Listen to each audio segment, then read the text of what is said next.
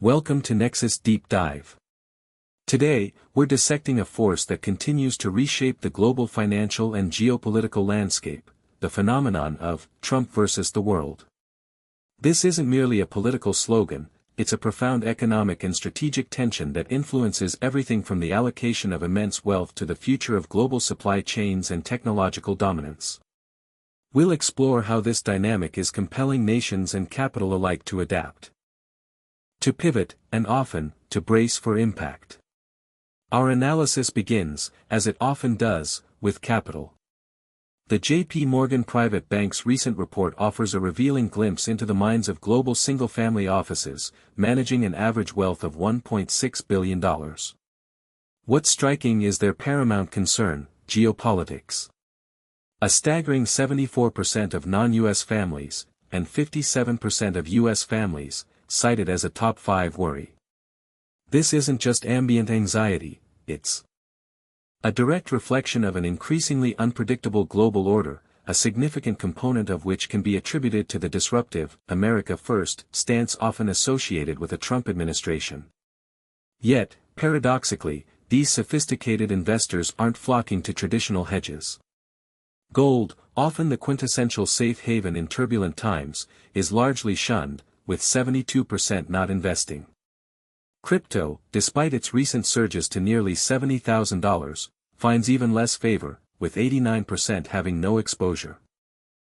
J.P. Morgan itself questions crypto's hedging utility, citing its volatility and inconsistent correlation.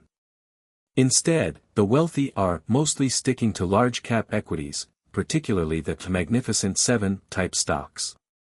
This suggests a fascinating dual narrative, profound geopolitical unease coexisting with a flight to quality within the very U.S. market that, at times, fuels that uncertainty. Is it a deep-seated belief in the resilience and innovation of American tech giants, or a pragmatic acknowledgement that, even amidst global friction, these companies represent a relatively stable bet in a world increasingly lacking them? Perhaps it's both, a recognition that despite the political noise, the underlying economic power of these entities remains compelling. This brings us directly to the realm of trade, where the Trump versus the world narrative often plays out most acutely. A former Deputy Prime Minister of Canada articulated a critical perspective, while President Trump's initial assertion that the global trading system wasn't working for American workers held truth. His approach escalated from recalibration to a weapon of predatory global hegemony. The crucial turning point, it's argued, was the capitulation of America's allies to tariffs, rather than a concerted retaliation. This appeasement, as the article describes, emboldened Trump, proving him to be a much cannier negotiator than his critics will allow. He pushes until he meets resistance, often achieving what traditional analysts deemed impossible. We saw this with Canada, which, despite joining the U.S. in imposing 100% tariffs on Chinese EVs in 2024, later found itself hit by Trump's tariffs on Canadian cars. The latest development, where Trump invoked a different authority to impose 15% global tariffs, even after a Supreme Court decision invalidating his emergency powers for reciprocal tariffs, underscores his unwavering commitment to this protectionist stance. The lesson for Europe and other allies is clear: learn the art of the deal. They are now advised to adopt a careful, coordinated retaliation plan, alongside an attractive off-ramp, essentially, to mirror Trump's hardball tactics. The China shock, with subsidized Chinese exports now flooding Europe due to U.S. tariffs, has created a shared adversary. This offers a rare opportunity for a transatlantic reset, where a united front against Chinese overcapacity could be traded for friendshoring with allies, providing a political victory for the White House and relief for consumers. It's a testament to Trump's influence that even those who disagree with his methods are urged to adopt them to navigate the new global trade paradigm he has helped forge. Now, let's pivot to industrial policy, particularly evident in the automotive sector, where a stark divergence is emerging. Under the Trump administration, Detroit has rediscovered its love of the big, roaring engine.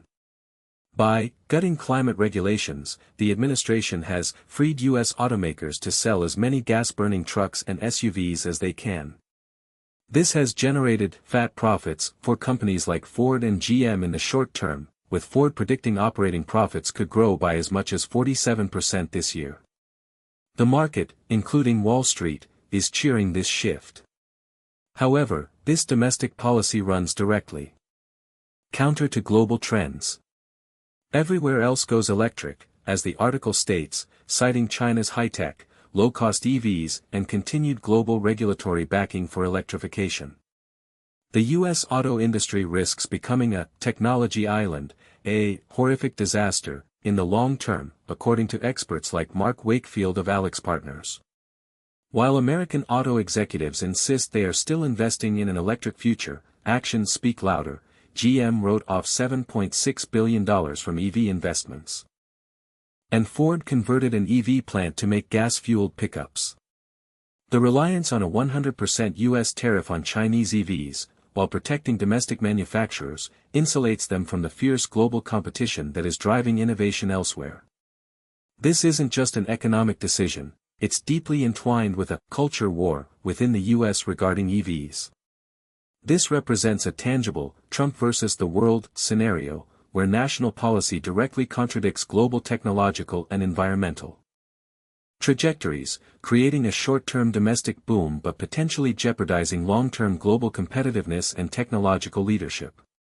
Beyond trade and industry, the battle for technological supremacy, particularly in artificial intelligence, illustrates another facet of this global dynamic.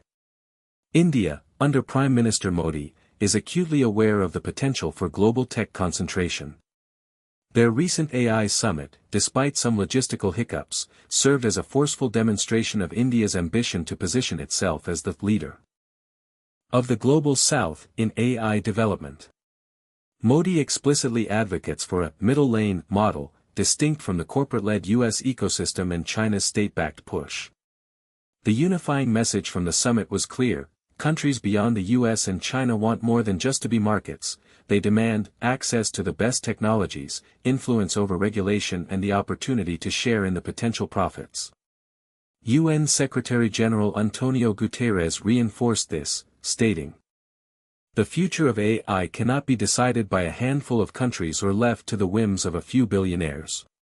This sentiment directly challenges any potential Trump versus the world scenario that might lead to a U.S.-centric, or even a bifurcated U.S.-China, dominance in foundational technologies like AI. India, while attracting significant investment and expansion from U.S. tech giants like OpenAI and Anthropic, is also fostering its own localized AI models. Like Sarvam, tailored for its unique linguistic diversity.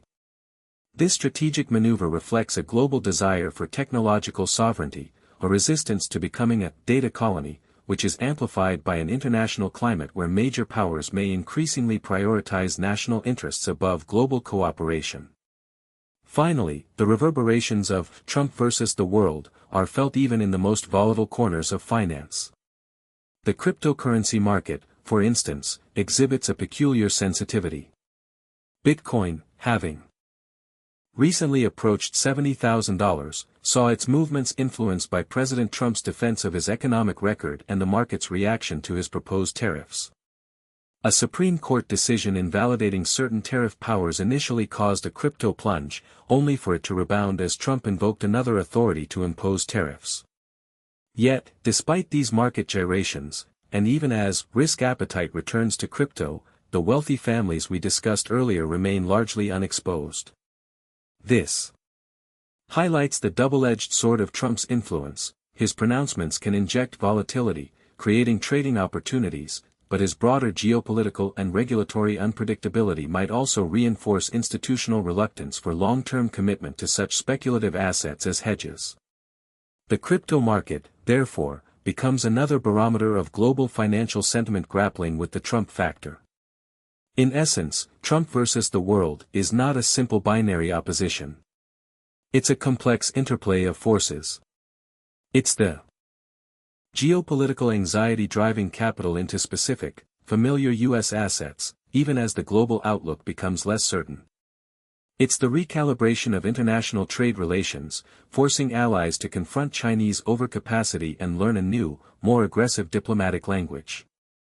It's the strategic divergence in industrial policy, where the U.S. pursues short-term domestic gains while risking long-term isolation in critical technologies like EVs. And it's the global push for technological sovereignty, exemplified by India. As nations seek to carve out their own space in an increasingly concentrated tech landscape. The world isn't just reacting to Trump, it's learning from him, adapting to his tactics, and actively charting courses to mitigate the risks and seize the opportunities presented by this enduring, transformative dynamic. Thank you for joining us on this Nexus Deep Dive. If you found this analysis valuable, please subscribe to the channel, and we welcome your thoughts and feedback in the comments below. See you in the next deep dive.